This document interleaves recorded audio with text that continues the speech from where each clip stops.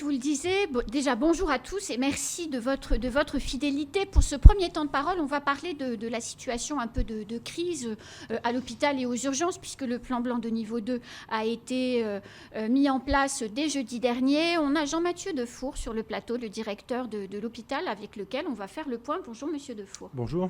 Merci d'avoir accepté notre invitation.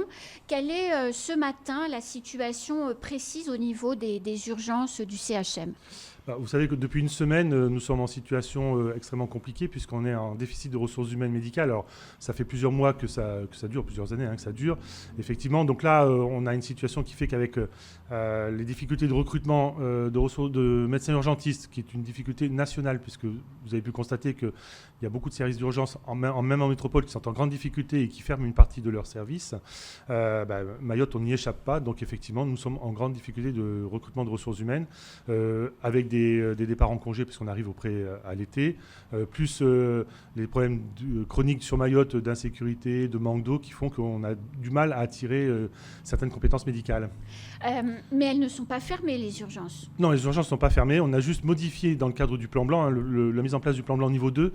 On était déjà en plan blanc niveau 1 avec les différentes agressions que nous avions subies en début de mois.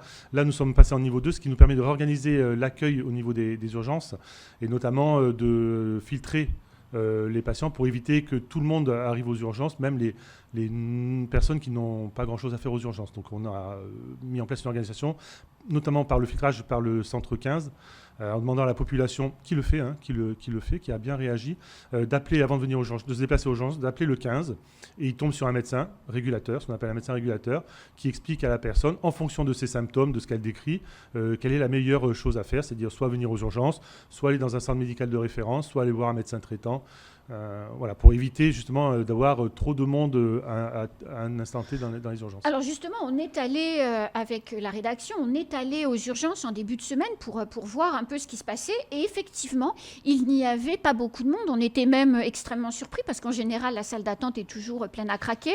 Et on se disait, mince, elles sont fermées en fait, les urgences.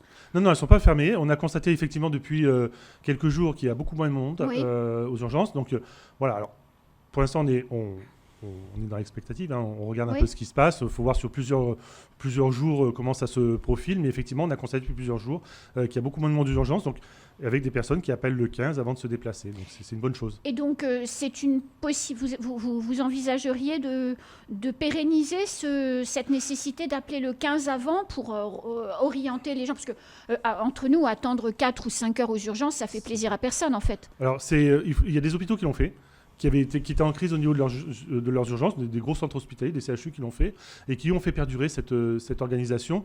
Alors, nous, on est prêts à le faire, effectivement, parce que je pense que, comme vous dites, attendre aux urgences pour 4 ou 5 heures, pour pas grand-chose, des fois, c'est pas agréable, ça crispe un peu tout le monde, ça crispe les patients qui attendent, ça met en difficulté les professionnels de santé.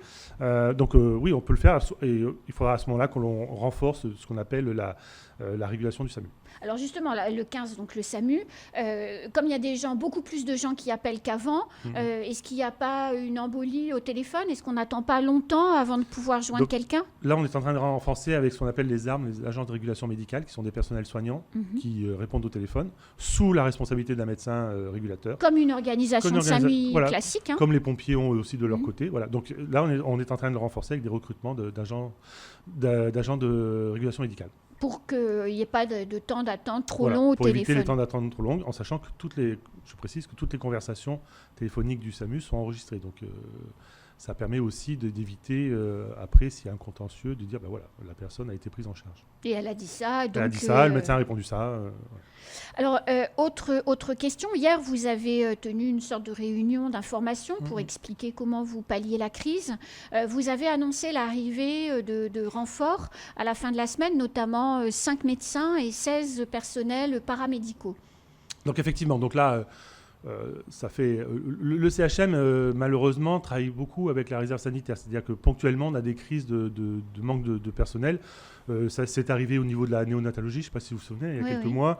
Donc là on fait appel à la réserve sanitaire. Pareil pour les sages-femmes, parce qu'il y a un gros problème, on n'en parle pas souvent, mais les sages-femmes, la démographie des sages-femmes est très compliquée aussi. Donc les hôpitaux ont beaucoup de mal à trouver des sages-femmes. D'ailleurs en métropole, je ne sais pas si vous avez suivi, il est prévu de fermer des petits services d'urgence pour récupérer le personnel dans d'autres services.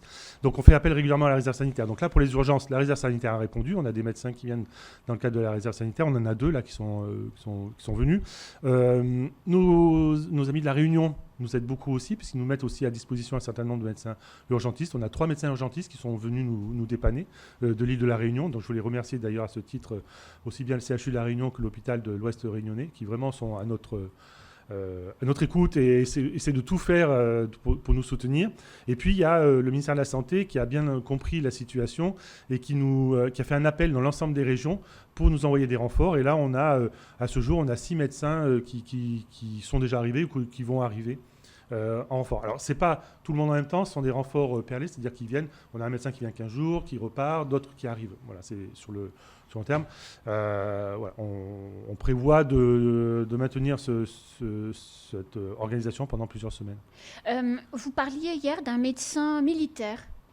Oui, il y a aussi un renfort d'un médecin militaire, effectivement, qui, dans le cadre des demandes de renfort, vient au soutien à l'hôpital. Donc, qui sera sous le principe de la rotation également. Oui, alors ça, j'ai pas encore. On sait qu'il doit venir, on n'a pas encore vu avec lui l'organisation qui va être mise en place. Alors, vous avez parlé aussi de 16 personnels paramédicaux et du recours à une société qui s'appelle Savane. Alors, on a des renforts de personnel non médicaux dans le cadre, effectivement, de l'appel aux renforts nationaux. Effectivement, parce que quand on est en manque de médecins, il faut pas aussi qu'on ait des problèmes de personnel non médicaux, parce que alors là, on est dans une situation encore plus compliquée. Donc là, effectivement, on a aussi des renforts de personnel non médicaux. Ce sont des personnels qui sont dans d'autres hôpitaux et qui répondent à l'appel et qui viennent ici à Mayotte nous aider ponctuellement, comme pour les médecins. C'est exactement le même principe, comme on l'a fait aussi pour les sages-femmes. Alors, le fait que des gens viennent en renfort comme ça, est-ce que d'expérience, ça peut créer des vocations, c'est-à-dire des gens qui découvrent Mayotte, qui découvrent le CHM et qui se disent bon, pourquoi pas après tout. Alors c'est un peu ça. L'objet, c'est pas non plus de si vous voulez, on a des établissements qui font l'effort de nous envoyer des médecins ou des soignants en renfort. L'objet, c'est pas de leur proposer un contrat quand ils arrivent, parce que c'est pas très honnête, ce serait pas très honnête et pas très confraternel de notre part. Voilà. Après, s'il y a des médecins remplaçants qui ont l'habitude, qui ont répondu à l'appel et qui viennent, on peut effectivement les solliciter, les accueillir correctement et leur dire, ben voilà, écoutez, si le service vous plaît, si Mayotte vous plaît, pas de problème, on vous prend. Vous pouvez rester. Mais ce que je veux dire, c'est voilà, les médecins qui viennent de la Réunion, on ne va pas leur proposer un contrat ici, ce serait totalement, de notre part, ce ne serait pas correct. Alors là, les urgences donc, sont en crise. Au début, jeudi, vous aviez en premier lieu annoncé que certains centres médicaux de référence pouvaient fermer. Finalement, ils ne ferment pas. Donc comment ça se passe quand on avait des consultations qui étaient prévues? Comment vous avez réorganisé les équipes et qu'est-ce qui se passe un peu dans les autres sites? En fait, si vous voulez,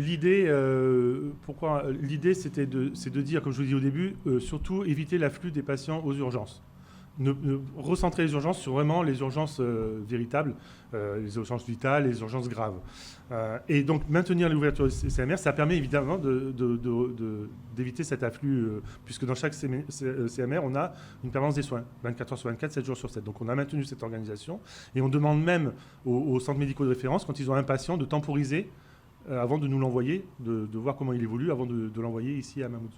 Donc, si on avait rendez-vous avec un spécialiste, les rendez-vous sont maintenus. Il n'y a pas de diminution des soins sur d'autres services. Non, surtout pas. Alors, je veux dire, on a essayé au maximum d'éviter de fermer les consultations spécialisées.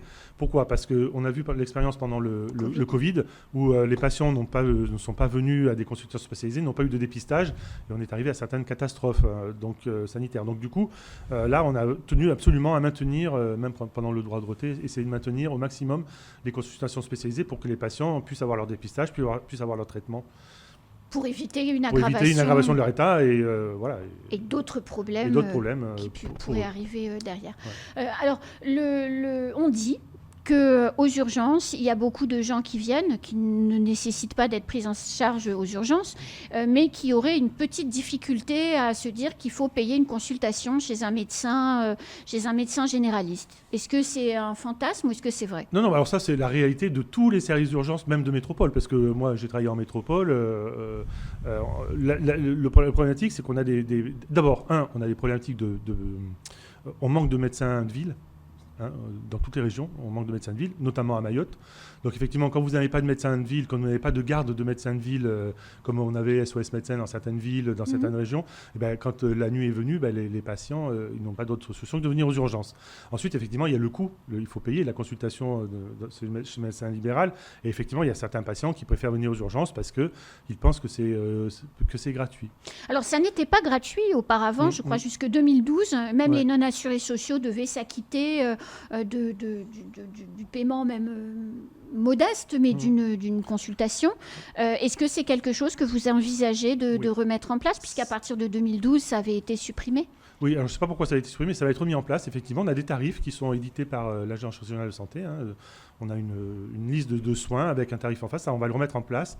On va renforcer les registres, ce qu'on appelle les registres, qui permet l'encaissement de la consultation pour que tout le monde, les personnes, notamment non-assurés sociaux, qui doivent payer, puissent payer.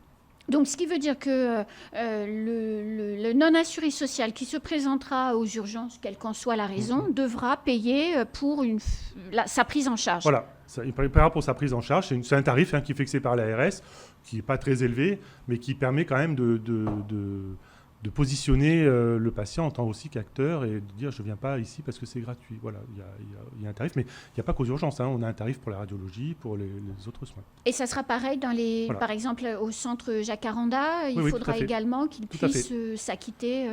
Alors, parmi les autres rumeurs, Jean-Mathieu Defoe, puisqu'on en est aux rumeurs. Oui, d'accord. Non, mais la rumeur, c'était d'aller aux urgences parce qu'on ne payait pas. Donc maintenant, on a compris mais ça, c'est le cas aussi en métropole, les gens. Et cette tarification, c'est pour quand à peu près ? On va essayer de le mettre en place d'ici la rentrée en septembre, parce qu'il faut...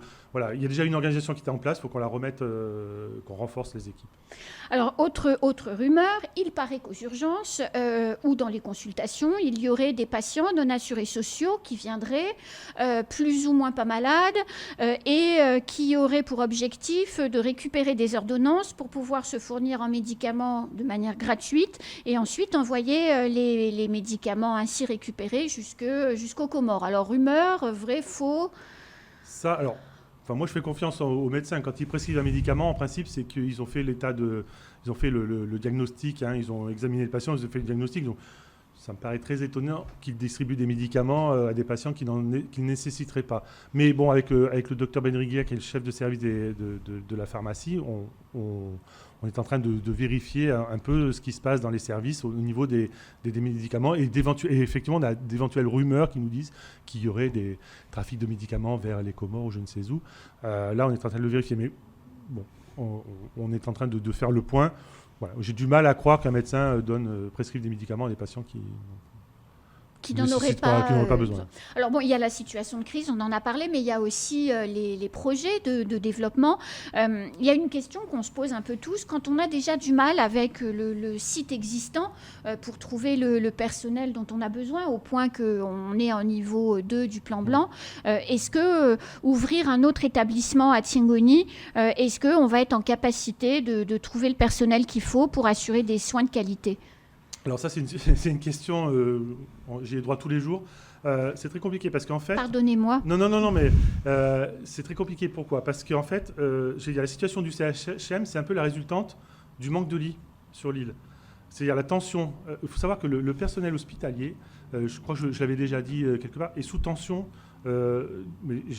Plus que dans d'autres hôpitaux. Pourquoi ? Parce que, vous avez l'effet exogène à l'hôpital, avec ce qu'on disait tout à l'heure, les embouteillages, l'insécurité, les coupures d'eau. Donc ça provoque une tension sur le personnel déjà qui a du mal à arriver à l'hôpital parce qu'il faut prendre le bus, il faut se lever très tôt le matin, c'est assez compliqué. Et endogène à l'hôpital, vous avez aussi l'architecture du CHM qui commence à être dépassée, des services sont trop petits, on manque de lits.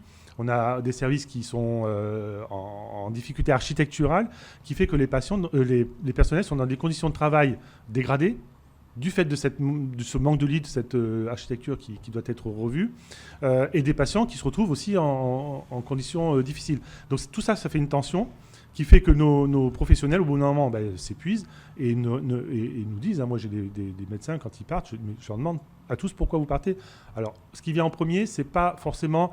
ce qui vient en premier, c'est l'insécurité. Ça, clairement, c'est l'insécurité. Après, voilà, il y a toute la difficulté de vie à Mayotte. Et puis, il y a aussi l'hôpital qui est sous tension constante.